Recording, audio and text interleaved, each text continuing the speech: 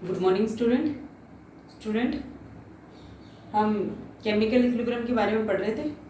Chemical equilibrium के पिछले lecture में हमने पढ़ा था वॉन्ट ऑफ रिएक्शन आइसोथर्म और वॉन्ट ऑफ रिएक्शन आइसोकोर के बारे में। आज हम बात करेंगे क्लैपेरॉन इक्वेशन के बारे में और क्लासेस क्लैपेरॉन इक्वेशन के बारे में। ठीक है, तो आज का हमारा टॉपिक है क्लैपेरॉन इक्वेशन।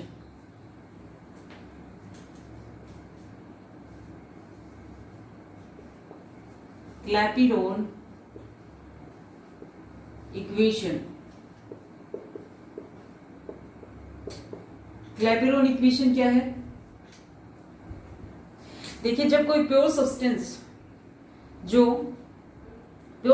जिसकी दो फेजेस आपस में इक्विलिब्रियम की कंडीशन में है, तो उस सिस्टम के लिए जो थर्मोडायनेमिक रिलेशन बताया जाता है वो किसकी हेल्प से बताते हैं? क्लैपेरॉन इक्वेशन की हेल्प से बताते हैं। या फिर कह सकते हैं कि कोई प्योर सब्सटेंस जो अपनी दो फेजेस में इक्विलिब्रियम की कंडीशन में है, तो उस सिचुएशन में टेम्परेचर के सापेक्ष जो प्रेशर का वेरिएशन एक्सप्रेस किया जाता है वो किस इक्वेशन से एक्सप्रेस करते हैं? क्लैपेरॉन इक्वेशन से एक्सप्रेस करते हैं।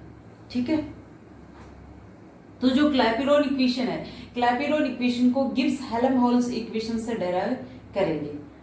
तो मान लीजिए कोई प्योर सब्सटेंस है जिसकी एक फेज ए है और अनदर फेज बी है, जो किसी गिवन टेम्परेचर और प्रेशर पे क्या है? इक्विलिब्रियम की कंडीशन में।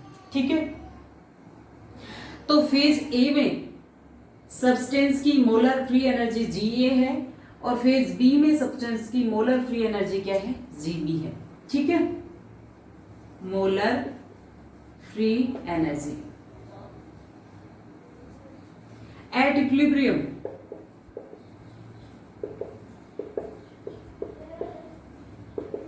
पे क्या होता है? इक्विलिब्रियम पे होता है del G is equal to 0, यानी फ्री एनर्जी चेंज क्या रहेगा? 0 रहेगा। डेल जी इक्वल टू हम क्या लिखते हैं? Gb minus Ga equal to क्या हो जाएगा? 0। तो Gb इक्वल टू क्या हो गया? Ga हो जाएगा। ठीक है, यानी कि इक्विलिब्रियम की कंडीशन में सब्सटेंस फेज ए में सब्सटेंस की मोलर फ्री एनर्जी और फेज बी में सब्सटेंस की मोलर फ्री एनर्जी क्या रहेंगी? सेम रहेंगी, या फिर कह सकते हैं इक्वल रहेंगी। अब मान लीजिए मैंने सिस्टम का टेम्परेचर चेंज कर दिया। टेम्परेचर को चेंज करके मैंने T से क्या कर दिया? T प्लस dt कर दिया। अगर सिस्टम का टेम्परेचर चेंज किया तो इक्विलिब्रियम को मेंटेन रखने के लिए प्रेशर भी चेंज होगा। तो प्रेशर क्या हो जाएगा? P प्लस dP हो जाएगा। तो इस न्यू टेम्परेचर और न्यू प्रेशर पे जो फेज ए में सब्सटेंस की फ्री एनर्जी होगी वो क्या लिखेंगे? Ga plus DGA। ठीक है, और फेज बी में सब्सटेंस की फ्री एनर्जी लिखेंगे Gb प्लस DGB। ठीक है, इक्विलिब्रियम की कंडीशन में एट इक्विलिब्रियम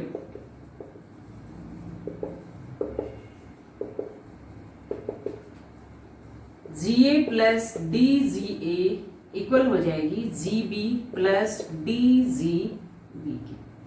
ठीक है, अभी हमने इक्वेशन फर्स्ट देखी थी, उसमें क्या बोला था? Ga इक्वल टू क्या है? Gb की, यानी G और Gb क्या है? इक्वल है एक दूसरे के, इसलिए ये कैंसिल आउट हो जाएंगे। तो हमें क्या मिलेगा? DGA इक्वल टू हो जाएगा DGB, इक्वेशन सेकंड। ठीक है, according to Gibbs Helmholtz equation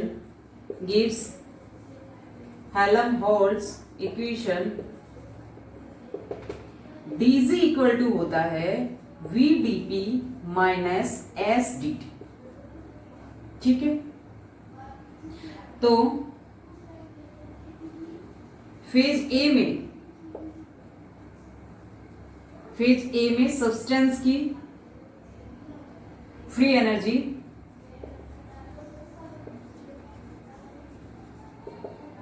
DGA equal to हो जाएगी VAdP minus SAdT।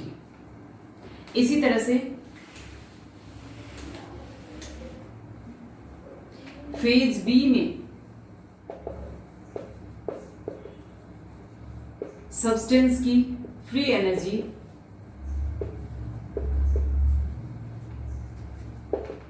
DGB equal to हो जाएगी VBdP माइनस SBdt। ठीक है, तो DGA और DGB की वैल्यू इक्वेशन 2 में पुट करने पर put the value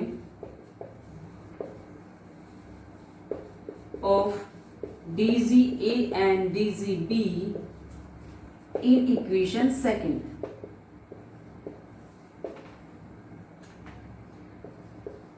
VBdP minus SBdt equal to हो जाएगा VAdP माइनस SAdt। ठीक है, अब क्या करेंगे, प्रेशर की टर्म एक साइड ले लो और टेम्परेचर की टर्म दूसरी साइड ले लो। VBdP minus VAdP equal to SBdt minus SAdt। ठीक है, इसमें क्या कॉमन है, इसमें dp कॉमन है, तो VB minus VA equal to, यहां क्या कॉमन है, dt कॉमन है, SB माइनस SA, तो dp upon dt equal to क्या हो जाएगा, SB minus SA upon VB minus VA। ठीक है, SB माइनस SA का क्या मतलब है, प्योर सब्सटेंस जब अपनी एक फेज से दूसरी फेज में कन्वर्ट हो रहा है तो एंट्रोपी चेंज को कितना हो रहा है, SB माइनस SA। ठीक है, जब प्योर सब्सटेंस अपनी एक फेज से अनदर फेज में कन्वर्ट हो रहा है तो वॉल्यूम चेंज किसको, वॉल्यूम चेंज कैसे शो करेंगे, VB माइनस VA से। तो dP upon dt equal to हम क्या लिख सकते हैं, del S upon del V लिख सकते हैं। ठीक है, अब माना कि जो सिस्टम है वो T टेम्परेचर पर Q हीट को एक्सचेंज कर रहा है। ठीक है, तो according to second law of thermodynamics, according to second law of thermodynamics, del S equal to क्या होगा, Q अपॉन T होगा। ठीक है, so dP upon dt equal to क्या हो जाएगा, Q upon T into del V। ठीक है, मान लीजिए यहाँ पे जो अपन ने सिस्टम ले रखा है, यानी प्योर सब्सटेंस की दो फेजेस ले रखे हैं, उसमें दोनों फेजेस में से एक लिक्विड फेज है और एक वेपर फेज है, यानी कि लिक्विड और वेपर फेज जो है वो आपस में क्या है, इक्विलिब्रियम की कंडीशन में। तो उस कंडीशन में अपन Q की जगह क्या लिख सकते हैं, डेल HV लिख सकते हैं। ठीक है, यानी कि जो एक फेज से दूसरी फेज में कन्वर्जन के दौरान जो हीट एक्सचेंज हो रही है वो क्या कहलाएगी, मोलर हीट ऑफ वेपोराइजेशन कहलाएगी। ठीक है, तो Q की जगह क्या लिखेंगे, डेल HV लिखेंगे। तो dP upon dt equal to क्या आ जाएगा, del HV upon T del V। ठीक है, ये इक्वेशन क्या कहलाती है, क्लैपिरोन इक्वेशन कहलाती है। या इस इक्वेशन को कैसे लिख सकते हैं, ऐसे भी लिख सकते हैं, dP upon dt equal to del HV T V2 minus V1। This equation is called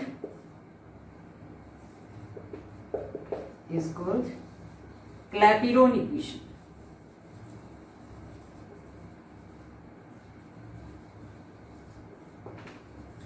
This equation is called Clapeyron equation। तो ये थी क्लैपेरोन इक्वेशन, जो प्योर सब्सटेंस जिसके दो फेजेस आपस में इक्विलिब्रियम की कंडीशन में, तो उस कंडीशन में टेम्परेचर के सापेक्ष प्रेशर के वेरिएशन को एक्सप्रेस करते हैं। ठीक है,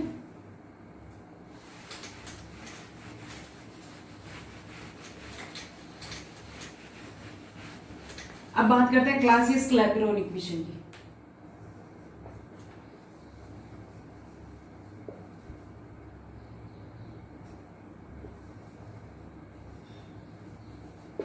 क्लासियस क्लैपेरोन इक्वेशन,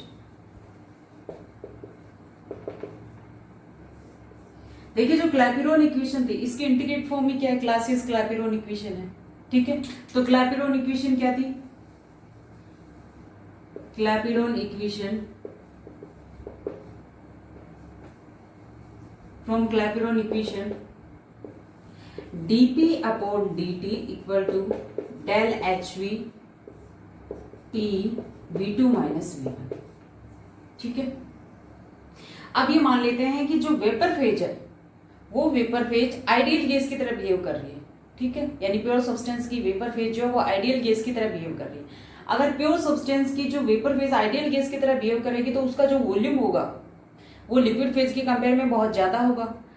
इसलिए हम क्या मान सकते हैं, लिक्विड फेज का जो वॉल्यूम है V1 जो है उसको V2 की कंपेयर में क्या मान सकते हैं, नेग्लिजिबल मान सकते हैं।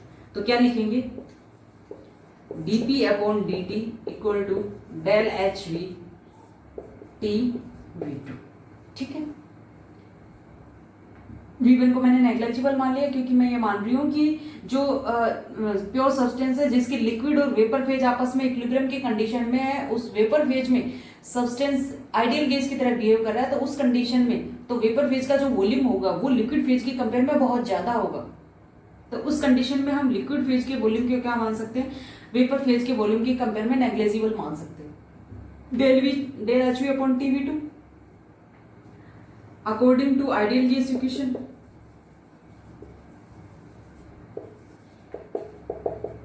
PV is equal to R T, one mole के लिए PV is equal to R T, तो V इज इक्वल टू क्या लिखेंगे, आर टी अपॉन पी लिखेंगे। Put the value of V in above equation. इस इक्वेशन में V की value रखेंगे यानी आयतन का मान रखेंगे तो क्या आएगा, dp upon dt equal to del H V T, V की जगह रखा तो क्या आएगा, आर टी पी। ठीक है,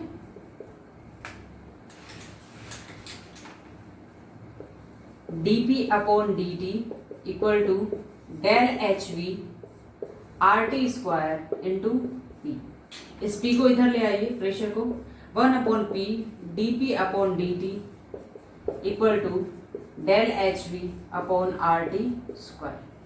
ठीक है, ये 1 upon P dp upon dt जो है इसको अपन लिख सकते हैं dln p अपॉन dt। ठीक है, तो इसकी जगह क्या लिखेंगे, इसकी जगह लिखेंगे dln p upon dt equal to del H V R T square. ये इक्वेशन क्या कहलाती है, क्लासियस क्लैपेरॉन इक्वेशन कहलाती है। इस इक्वेशन को अदर वे से भी एक्सप्रेस कर सकते हैं, जैसे इस इक्वेशन को इंटीग्रेट करने पर integrate the above equation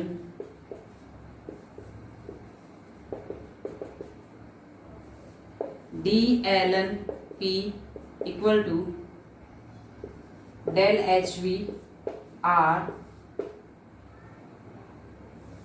1 upon T square D T. ठीक है, एच अपॉन आर कॉन्स्टेंट है इसलिए मैंने इसे बाहर रख लिया और टी स्क्वायर का इंटीग्रेशन करेंगे। इसका इंटीग्रेशन क्या आएगा, एल एन पी आएगा, और 1 अपॉन टी स्क्वायर का इंटीग्रेशन क्या आता है, -1 अपॉन टी आता है। ठीक है, यानी 1 अपॉन टी स्क्वायर का इंटीग्रेशन क्या होगा, -1 upon T R T plus C. ये क्या है, integration coefficient.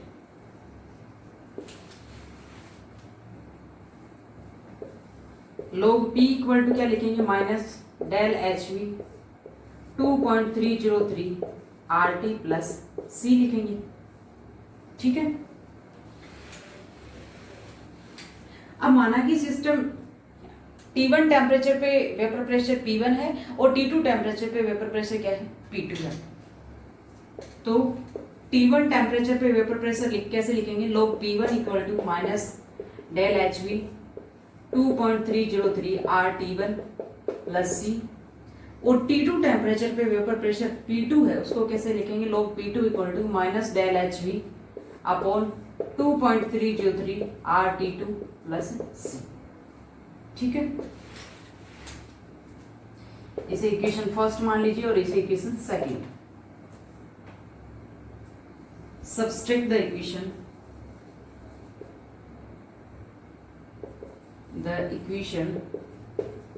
Second from equation second. ठीक है, subtract the equation first from equation second, यानी इक्वेशन सेकंड में से इक्वेशन फर्स्ट को घटाने पर।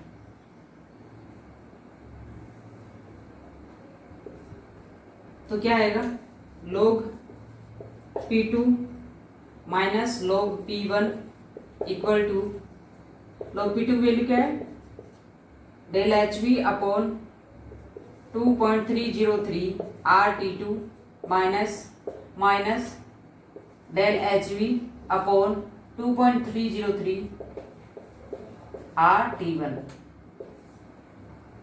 C कैंसिल आउट हो गया, तो क्या लिखेंगे? log P2 upon P1 equal to minus del H V 2.303 R 1 upon T2, ये कॉमन आ गया, माइनस 1 अपॉन T1। ठीक है, ये इक्वेशन क्या कहलाती है? ये इक्वेशन क्लासियस क्लैपेरॉन इक्वेशन कहलाती है। ठीक है, यहाँ P1 और P2 क्या है? P1 और P2 टेम्परेचर T1 और T2 पर क्या है? वेपर प्रेशर है। और डेल एच वी क्या है? Del H V molar heat of vaporisation को एक्सप्रेस कर रही है। तो ये इक्वेशन क्या कहलाती है? क्लासियस क्लैपेरॉन इक्वेशन कहलाती है। क्लासियस क्लैपेरॉन इक्वेशन की हेल्प से हम अलग अलग टेम्परेचर पे अगर वेपर प्रेशर ज्ञात है तो उसकी हेल्प से हम मोलर हीट ऑफ वेपोराइजेशन ज्ञात कर सकते हैं।